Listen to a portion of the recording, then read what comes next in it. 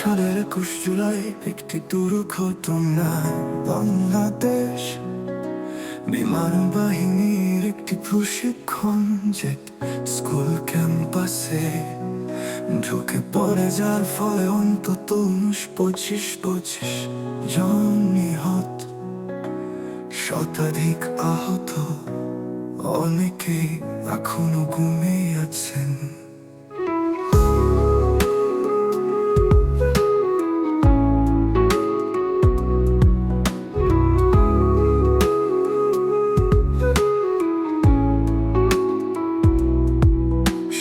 ঘটনার ফলে ভবনের যে সব অংশে অভিন্ন শিক্ষার্থী ও প্রাথমিক শ্রেণীর ক্লাস চলছিল, তাতে ব্যাপক ক্ষয়ক্ষতি ঘটে।